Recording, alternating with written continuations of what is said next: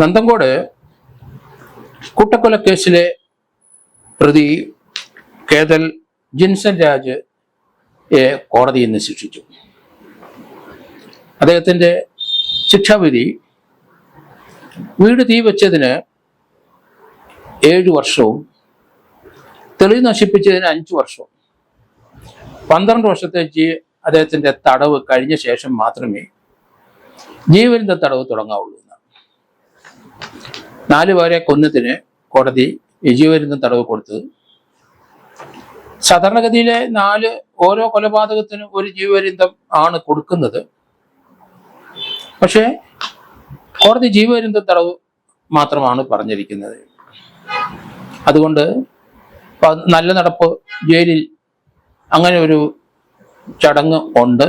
നല്ല രീതിയിൽ ജയിലിൽ ജീവിച്ചാൽ 14 വർഷം കഴിയുമ്പോൾ ജീവപര്യന്തം തടവുകാരനെ കോടതി വിട്ടയക്കും, അല്ലെങ്കിൽ ജയിലിൽ നിന്ന് വിടും. പക്ഷെ കോടതിയുടെ ഇപ്പോഴത്തെ വിധിയുടെ പ്രത്യേകത 12 വർഷത്തെ ശിക്ഷ അനുഭവിച്ച ശേഷം മാത്രമേ ജീവപര്യന്തം തുടങ്ങാവൂ എന്നാണ്. അപ്പം 12 വർഷം തടവ് കഴിയുമ്പം ഒരു ജീവപര്യന്തം, 14 വർഷം കൂട്ടാം, 26 വർഷം ജയിലിൽ കിടക്കണം. ഇപ്പം തന്നെ 8 വർഷത്തെ തടവ് കഴിഞ്ഞിരിക്കുന്നു. 2017 ഈ സംഭവം. അദ്ദേഹം ശിക്ഷ അനുഭവിക്കാൻ തുടങ്ങുന്നതിന് മുമ്പ് 8 വർഷത്തോളം റിമാൻഡിലായിരുന്നു. റിമാൻഡ് തടവുകാരനായിട്ടാണ് കിടന്നത്. അപ്പം 8 വർഷം കഴിഞ്ഞാൽ 12 വർഷത്തേല് ആ 4 വർഷം കൂടെ ചേർത്താൽ 8 4 12 വർഷമാവും. ഒരു 18 വർഷം കഴിയുമ്പോൾ അദ്ദേഹത്തിന് ജയിലിൽ നിന്ന് ഇറങ്ങാം. ഇപ്പോഴേ കണക്കൂട്ടുമ്പോൾ 26 വർഷം കോടതി ശിക്ഷിച്ചിട്ടുണ്ട്. ശിക്ഷ അനുഭവിച്ച 8 വർഷം കഴിഞ്ഞാൽ 18 വർഷം കൂടെ കഴിഞ്ഞാൽ ഇദ്ദേഹത്തിന് ജയിൽ മോചിതനാകാം എന്ന് കരുതുന്നു.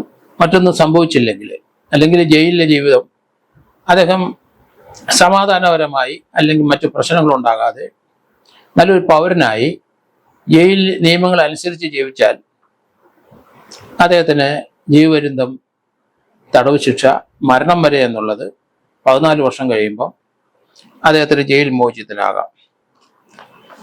ഈ സംഭവം കേരളത്തിലെ കുടുംബങ്ങളിലുള്ള മാതാപിതാക്കളും സഹോദരങ്ങളും എല്ലാം വളരെയധികം ഭീതിപ്പെടുത്തുന്നതും അതേസമയം തന്നെ എല്ലാവരും കൂടുതൽ ഇക്കാര്യത്തിൽ ചിന്തിക്കുന്നതുമാണ്.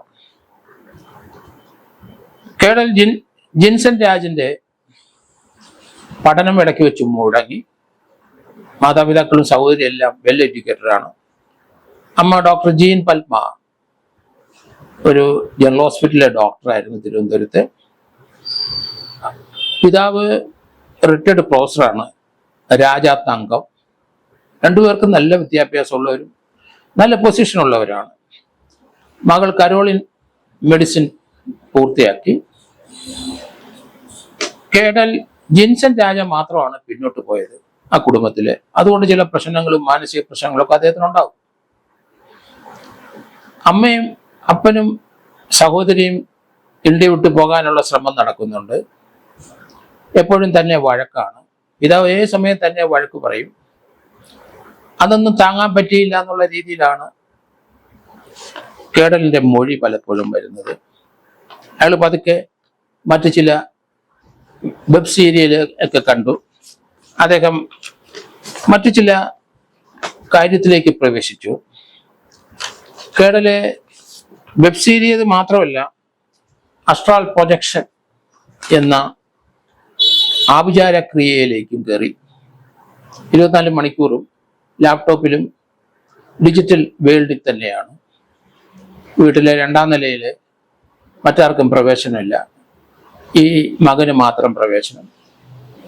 താഴത്തെ നിലയിലെ അമ്മയപ്പനും സഹോദരിയും, കൂടാതെ കാഴ്ചക്കുറവുള്ള ലളിത എന്ന അവരുടെ ഒരു ആന്റി ബന്ധുവുണ്ട്.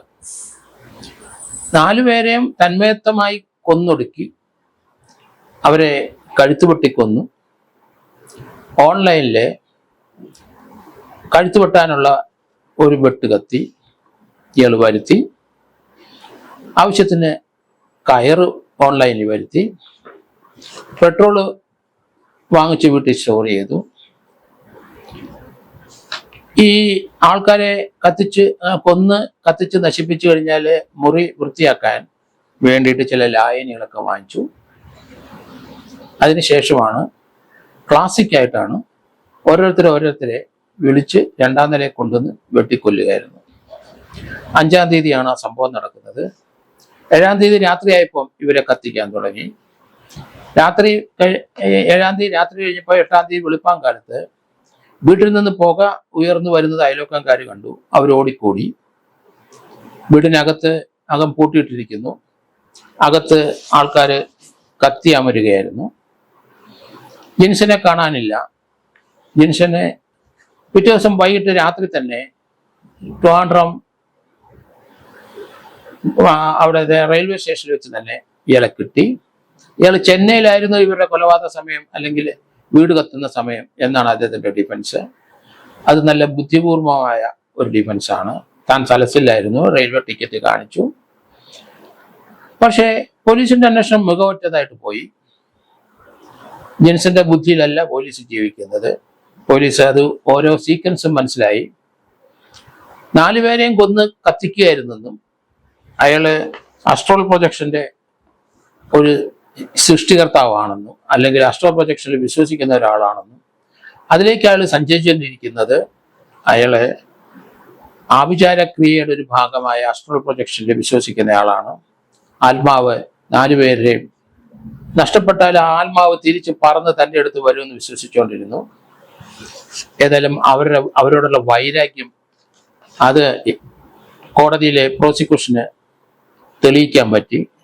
ഇയാൾ സ്വബോധത്തോടുകൂടിയാണ് ഇത് ചെയ്തതെന്ന് പ്രോസിക്യൂഷൻ കോടതിയിൽ തെളിയിച്ചു. അതോടൊപ്പം തന്നെ ഇയാൾക്ക് മാനസിക രോഗമൊന്നും ഇല്ല, അതിങ്ങനെ ക്ലെയിം ചെയ്ത് അങ്ങനെയുള്ള ക്ലെയിമൊക്കെ വന്നെങ്കിലും അതെല്ലാം പോലീസ് തട്ടിത്തെറിപ്പിച്ചു. കോടതിയെ പോലീസ് ബോധ്യപ്പെടുത്തി ഇയാൾ സ്വബോധത്തോടെയാണ് ചെയ്തതെന്ന്. കേഡലിനെ ഇപ്പോൾ 18 വർഷം കഴിഞ്ഞാൽ വെളിയിലേക്ക് വരാൻ കഴിയൂ എന്നാണ് ഞാൻ കരുതുന്നത്. ഈ കേസിന്റെ തുടക്കം മുതൽ ശിക്ഷ വരെ കേരളത്തിലെ ജനങ്ങൾ മുഴുവൻ ഇതിൻ്റെ വിധി എന്താണെന്ന് ശ്രദ്ധിച്ചുകൊണ്ടിരുന്നു. എങ്ങനെയാണ് ഇത്രയും പഠിപ്പ് ഉള്ള ഒരു പയ്യൻ, മാതാപിതാക്കളും സഹോദരിയൊക്കെ വലിയ വിദ്യാഭ്യാസമുള്ളവർ, അങ്ങനെയുള്ള കുടുംബത്തിലെ ഒരു പയ്യൻ എങ്ങനെയാണ് ഇങ്ങനെ തെന്നി മാറിപ്പോയത്?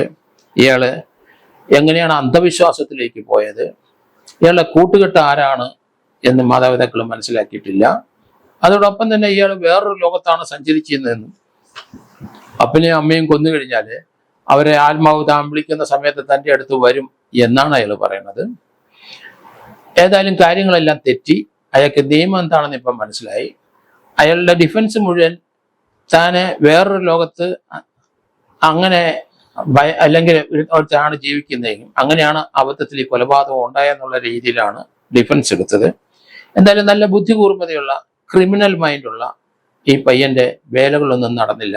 പോലീസിനെ താനൊരു മാനസിക രോഗിയാണ്, മാനസിക പ്രശ്നത്തിലാണ് ഇത് ഉണ്ടായെന്ന് ധരിപ്പിക്കാൻ ശ്രമിച്ചു. അതൊന്നും പോലീസിന്റെ അടുത്ത് ചെലവായില്ല. ഇയാളുടെ മോട്ടീവ് വളരെ കൃത്യമാണ്. കുറ്റം ചെയ്യുന്ന സമയത്ത് ഇയാളുടെ ബുദ്ധിശക്തി നല്ല നോർമലാണ്. ഇയാൾ കൊല്ലാനുള്ള ആയുധങ്ങൾ കൃത്യമായിട്ട് ഓൺലൈനിൽ കൂടെ വരുത്തിയതാണ്.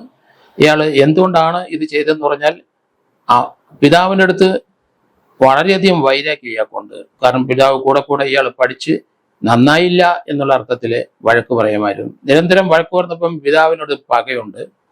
അതേസമയത്ത് എന്തുകൊണ്ടാണ് അമ്മയെ കൊന്നത്? അമ്മയോടും പകയുണ്ടാവണമല്ലോ. സഹോദരിയെ കൊന്നതെന്താണ്? അത് അസൂയ ഉണ്ടാകാം. ആ വീട്ടിലെ ഇവരുടെ ഒപ്പം ഉണ്ടായിരുന്ന ആ കാഴ്ചക്കുറവുള്ള സ്ത്രീയെ കൊന്നത് എന്തിന്? അതിനൊന്നും സമാധാനമില്ല. ഇയാൾക്ക് സ്വത്ത് മോഹം ആയിരുന്നോ എന്നും കൂടെ ചിന്തിക്കേണ്ടിയിരിക്കുന്നു. ഇയാളെ സംബന്ധിച്ചിടത്തോളം ഈ കേസിന്റെ വിധി ഫൗണ്ട് ഗിൽറ്റി എന്ന് വന്നപ്പോൾ റെയറസ്റ്റ് ഓഫ് റെയർ കേസിന്റെ പരിധിയിൽ വരുന്നതാണെന്ന് നമുക്കതൊക്കെ തോന്നി. അതുകൊണ്ട് ഇയാളെ തൂക്കാൻ വിധിക്കുമെന്നാണ് വിചാരിച്ചിരുന്നത്. പക്ഷെ ഒരു ജീവപര്യന്തം മാത്രം കൊടുത്ത് മൊത്തം 26 വർഷം ജയിലിൽ കിടന്നാൽ ഇയാൾക്ക് മോചിതനാകാം. അതേസമയത്ത് ഇപ്പോൾ 8 വർഷം വരെ കഴിഞ്ഞിരിക്കുന്നു ഇയാള്. 18 വർഷം കഴിഞ്ഞാൽ ഇയാൾക്ക് ഇറങ്ങാം എന്നാണ് ഞാൻ കരുതുന്നത്. വിധിയിൽ എല്ലാവരും സംതൃപ്തി രേഖപ്പെടുത്തിയെങ്കിലും 4 കൊലപാതകം ചെയ്തിട്ടുണ്ട് ഇയാള്. ഒരു ജീവപര്യന്തത്തില് അത് തീരുമോ എന്ന് സംശയമുണ്ട്. ഏതായാലും കോടതി സുപ്രധാനമായ ഒരു വിധിയാണിത്. കൃത്യമായ ഇയാൾ ഒരു മാനസിക രോഗി അല്ല എന്ന് കോടതിക്ക് ബോധ്യമായി. പ്രോസിക്യൂഷൻ ആ കാര്യത്തിൽ വിജയിച്ചു. ഇയാളോ ആ മർഡർ ചെയ്യുന്ന സമയത്തുള്ള ബുദ്ധിയും അതിനുശേഷം ഇയാൾ ഓരോ പ്രവൃത്തികളും അത് ഇയാൾ വട്ടുതരം കാണിച്ചിരിക്കുന്നതൊന്നും മാനസിക ഒരു വിഭ്രാട്ടം ഉണ്ടായതിന്റെ അടിസ്ഥാനത്തിലല്ല, മനഃപൂർവ്വം ഉണ്ടാക്കിയതാണെന്നുള്ള ഒരു ധാരണ ഏതായാലും പ്രോസിക്യൂഷൻ കോടതിയിൽ വരുത്തിയിട്ടുണ്ട്. ഇയാൾക്ക് മാനസികമായ നല്ല ധൈര്യമുള്ള, മാനസികമായ നല്ല ശക്തിയുള്ള ഒരു വ്യക്തി തന്നെയാണ് സ്വന്തം മാതാപിതാക്കളെയും സഹോദരിയെയും അവരുടെ ബന്ധുവിനെയും കൊന്നതെന്നുള്ള കാര്യത്തിൽ യാതൊരു സംശയവുമില്ല.